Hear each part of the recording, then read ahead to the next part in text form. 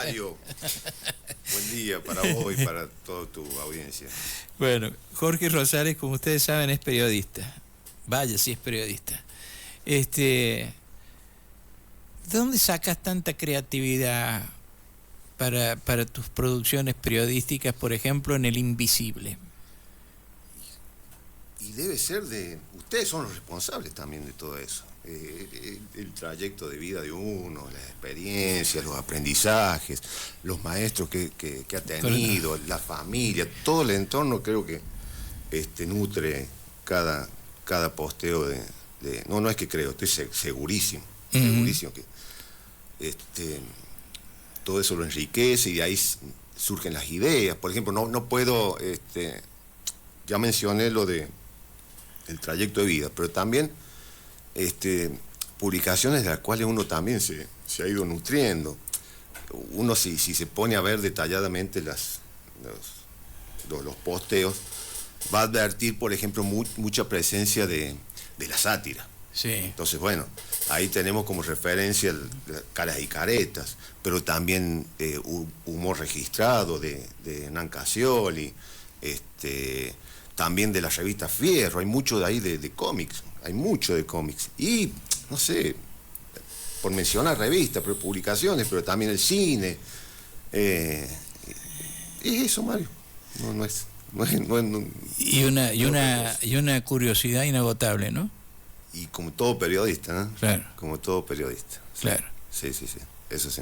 No hay que quedarse con la duda nunca. No, jamás. Y lo grave es no tener dudas. Cierto, sí. Claro, Sí. Claro, Está siempre preguntándose el motivo, la razón de las cosas. El expresidente uruguayo, ¿cómo se llamaba? Pepe Mujica. Pepe Mujica, cuando estaba por asumir la presidencia de la Nación y hace reuniones con intelectuales, lo que les pide es que le ayuden a diseñar un sistema educativo en que los niños siempre tuvieran dudas, porque la duda es el disparador para tratar de conocer, ¿no? Sí, bueno, me parece que es una clave de la enseñanza, el proceso de aprendizaje, y sobre todo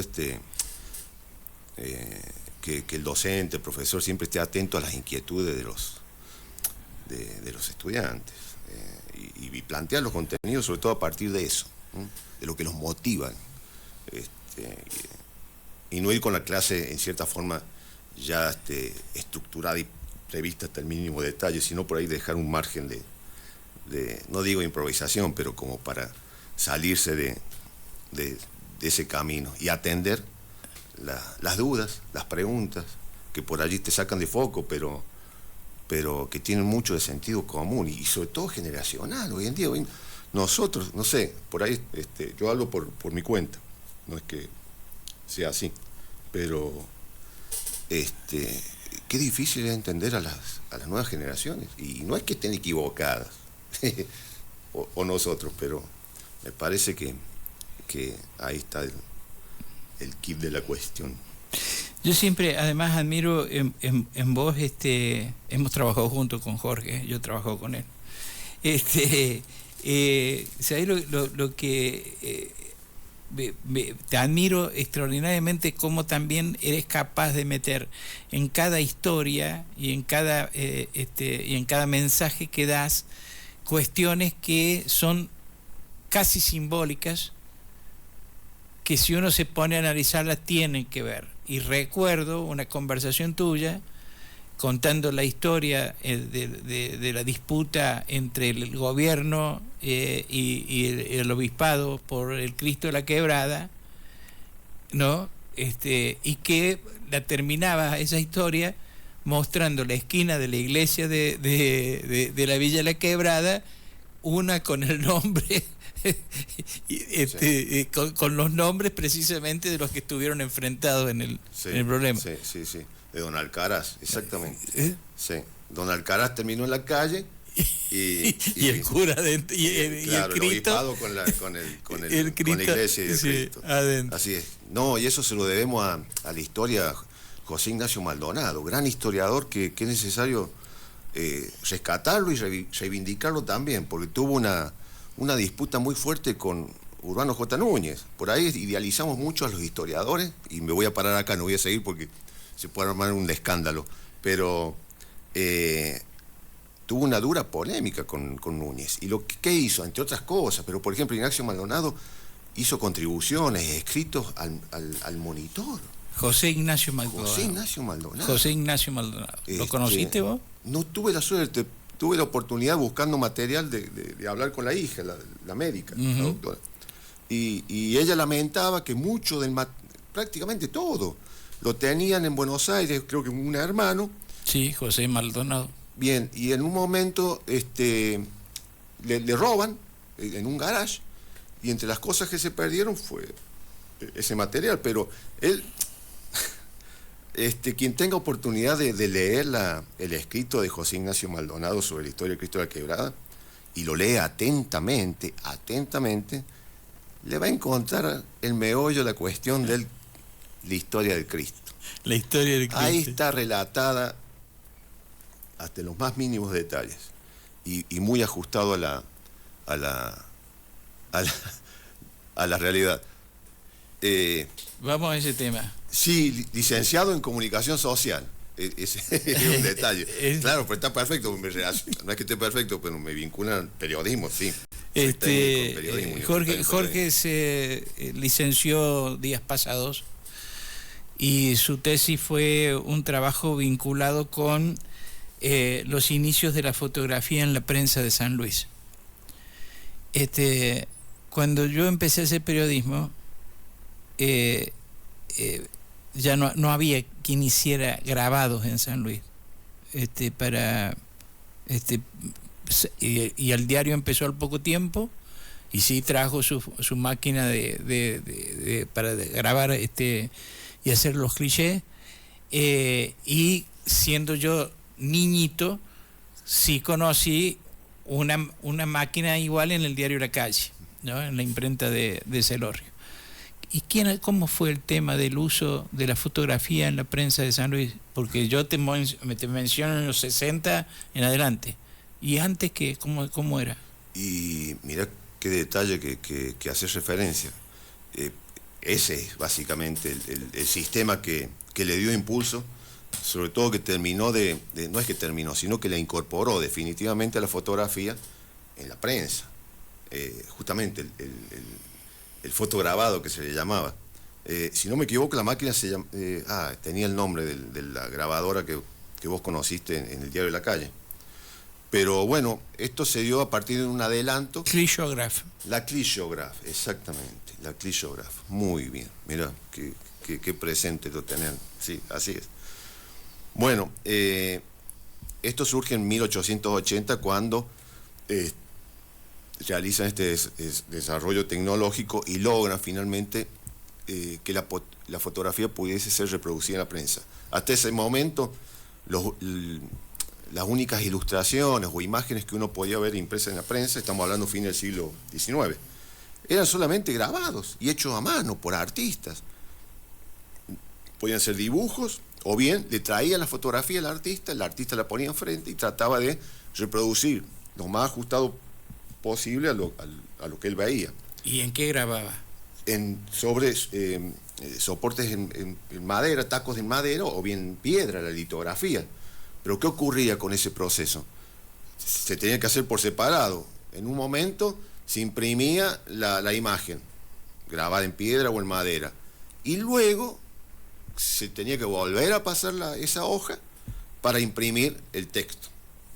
En cambio, con el fotograbado lo que permitió fue, de una sola pasada, que el texto fuera incorporado, junto con la fotografía. Y la técnica se la conoció como el medio tono, el half tone.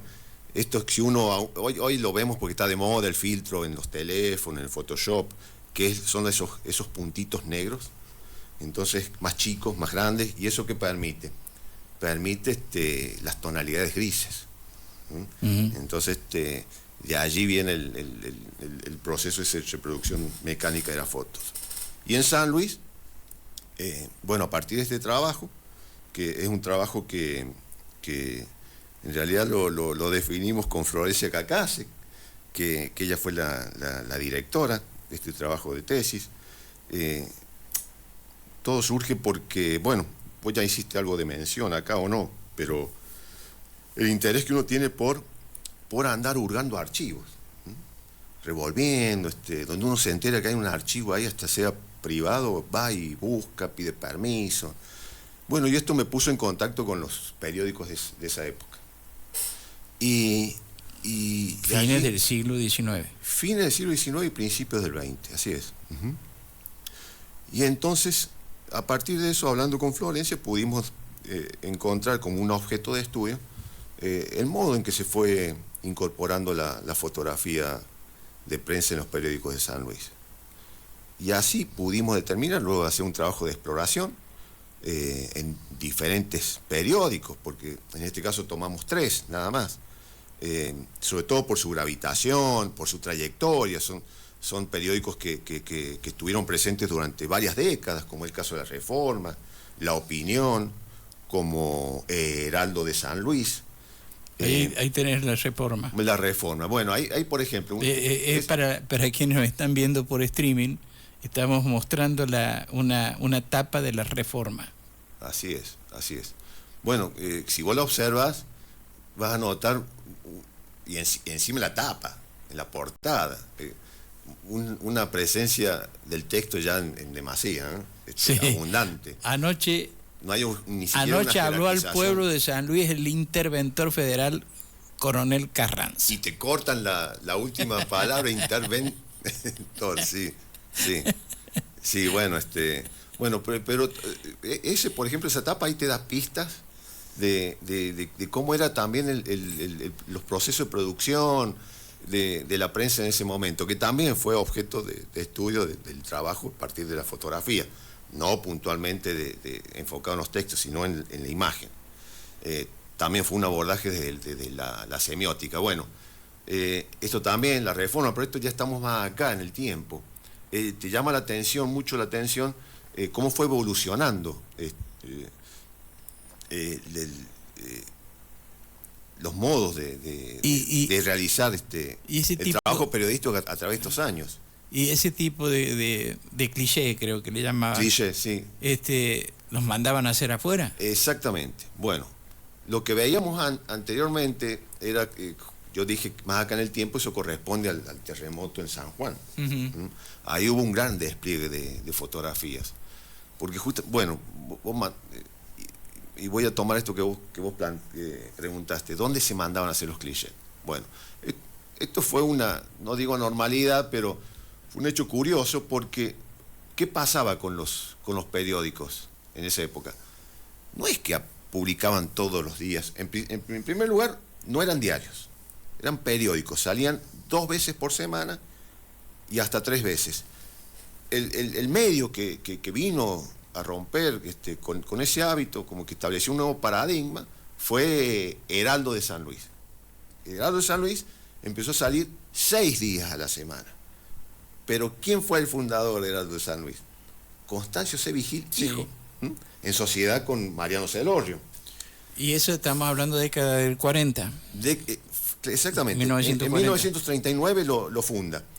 Constancio C. Vigil, para quien las nuevas generaciones no lo conocen, en realidad el padre del fundador de Heraldo San Luis fue un gran editor de múltiples títulos de revista, entre ellos El Gráfico, Villiquen, Para Ti, grandes éxitos editoriales. Él viene acá a San Luis porque se casa. Se casa con una puntana, de Mofila, creo que es Rodríguez Jurado, sí. Había quedado viuda.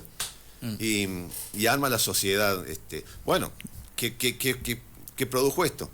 En principio arma la sociedad con Celorrio, dura 4 años, rompe la sociedad, pero en buenos términos, porque Celorrio era imprentero y tenía también un negocio de artículos de librería, y tenía esa pasión por la prensa. Él ya había tenido otras experiencias y después tuvo otras. La calle es de él, también participó. No, pero no ese Mariano Celorrio. Vos me estás hablando de Mariano Celorrio. De Mariano Celorrio, el imprentero que tenía la casa en Celorrio en la calle, sí, o en la calle Colón.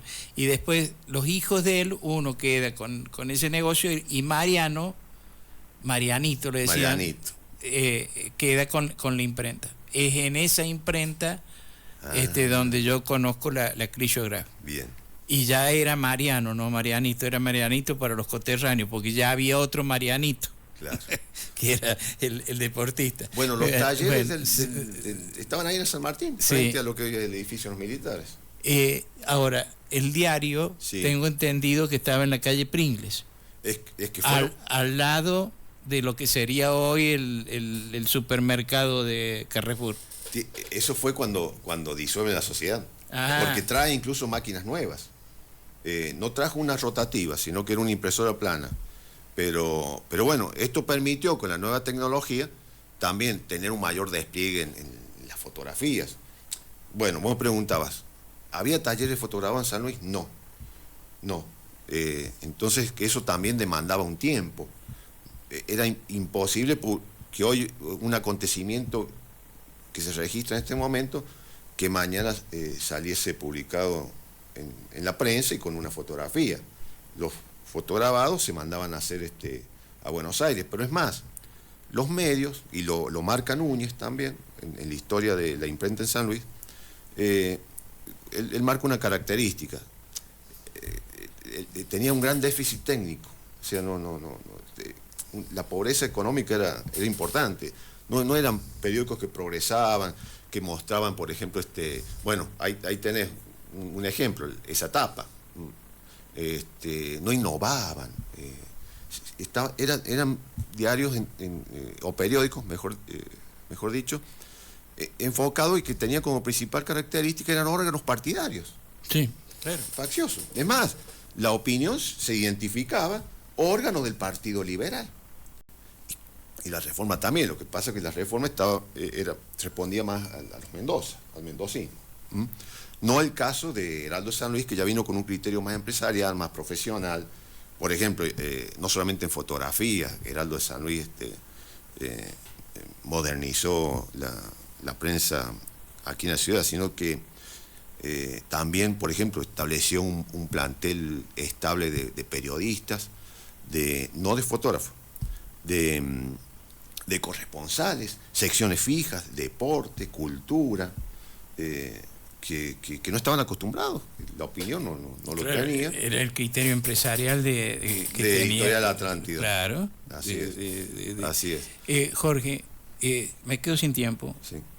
De los grabados que estudiaste, de las páginas que has visto de los diarios de San, ¿cuál es el que te llamó la atención? ¿Cuál recuerdas y por qué? Pueden haber sido varios, pero podemos marcar incluso como un hito cuando se publica el plano catastral de San Luis, que fue muy significativo. Hemos estado justamente... Un periódico, un diario publica el plano catastral. Claro, pero a escala, reducido a escala. Ajá. Lo que pasa es que fue el primer fotograbado, y así lo destaca en el texto, en la nota que lo acompaña. Y esto para ese momento... ¿El fotograbado era distinto? Ahí está en la imagen. Ahí vemos la traza, vemos los límites de la ciudad.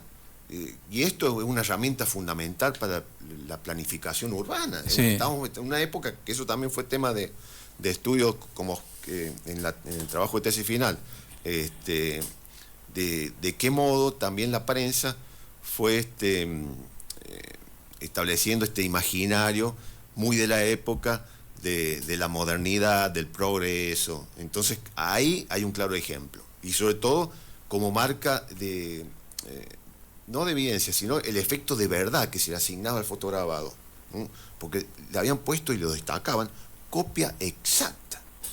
Copia exacta. Estamos hablando de un momento en donde la fotografía tenía ese valor de ser objetiva, de ser transparente, una imitación, es más, hasta imitación en el sentido de reflejo de lo real. Uh-huh. Así es como se la consideraba en ese momento. era la evidencia. Ujú. Era eso, lo que estamos viendo. Y ese plano catastral es el mismo que se publica en la geografía de Jerez. Exactamente, el mismo, el mismo. Y ese, en realidad... En la fotografía de Jerez está con color. Con color, están incluso hasta los... ¿cómo se llama? Porque era los canales. De irrigación también, exactamente, claro, los canales. Estaban todos los canales que circulaban en la ciudad, y es por lo que vos entiendes, que hoy día entiendes, porque algunas calles, San Martín, Chacabuco, Rivadavia, Colón, tienen una leve, por ejemplo, a la altura entre 9 de julio y 25 de mayo y 9 de julio, tienen una leve, o se le notaba antes más, una elevación. Claro, los puentecitos. Los puentecitos, claro, porque por abajo pasan canales, ¿no? Todavía se conserva esa traza. Uno va al cementerio central, sí, y va hacia el fondo y está el canal. Sí. Hay vecinos de la calle, bueno, mencionaste, calle 9 de julio, que por el fondo de su vivienda aún pasan el canal. Están clausurados, no llevan agua. Digamos, también quedan zonas de la ciudad en que hay canales hacia los fondos de algunas casas, de algunos terrenos. ¿Y por qué razón? Porque pasaban por la mitad de la cuadra. Claro, y eso hoy lo cuesta. Para llegar.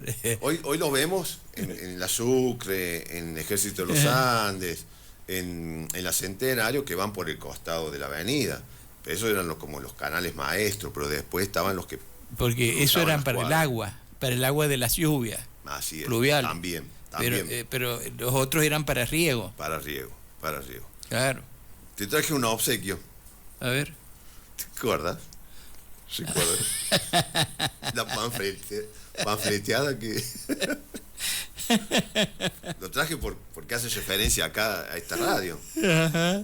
Nada Secreto Digital 101.1.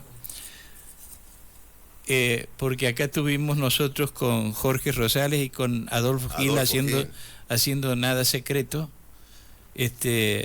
hace muchísimos años. Sí. Yo no me acuerdo en dónde lo imprimiste, si en lo de Resca o en lo de Espinosa. ¿O no? No, lo de Resca tiene que ver. En lo de Resca. Ajá. Me había olvidado de esto, che. Sí, panfleteaste toda la ciudad.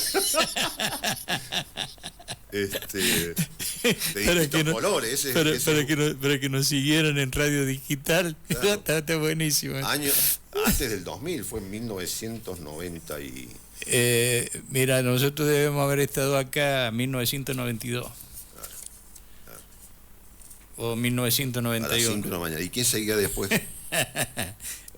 Venía... No, Batelli, Horacio Batelli, que tenía como... Rubén Ávila y Maida Engel.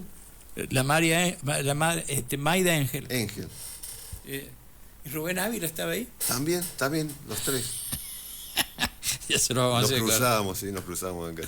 Bueno, Jorgito, muchísimas gracias. No, muchas gracias a vos por invitar. Te agradezco muchísimo que hayas venido.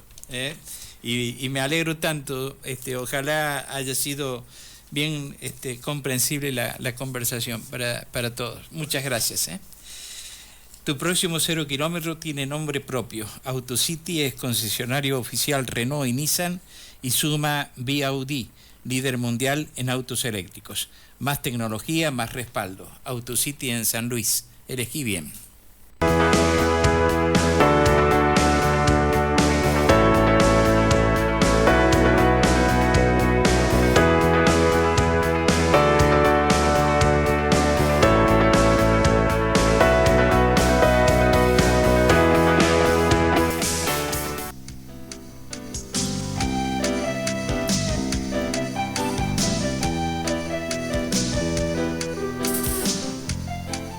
Bueno, esto ha sido todo por hoy y por esta semana. Nos vamos.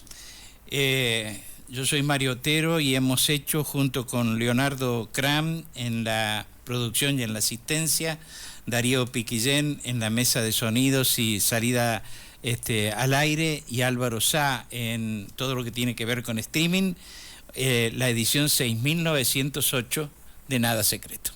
Hasta el lunes. Buen fin de semana.